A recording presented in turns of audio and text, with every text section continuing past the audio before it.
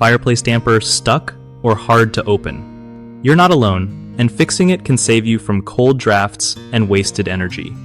First off, check if the damper is just dirty or rusty. That's super common and easy to fix. Grab some lubricant like a silicone spray or a bit of WD-40 and give the damper mechanism a good spray. Move the damper back and forth gently to work that lubricant in, and you should feel it loosen up. If it's still stuck, look for any visible damage like cracks or warped metal because that might mean you need a replacement. Don't force it too hard because you could break the whole thing, which is way more expensive. Also, keep an eye on the chain or handle that operates the damper. Sometimes they get tangled or come off track.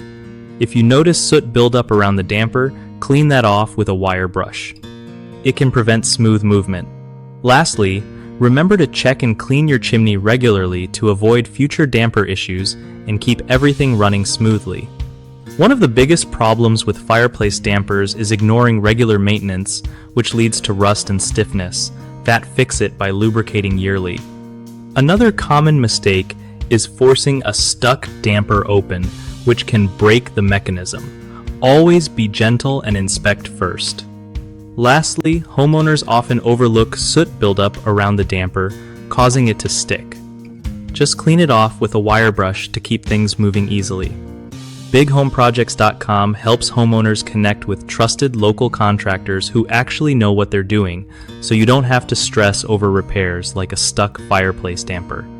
It also helps contractors find real work by matching them with people nearby who need their skills.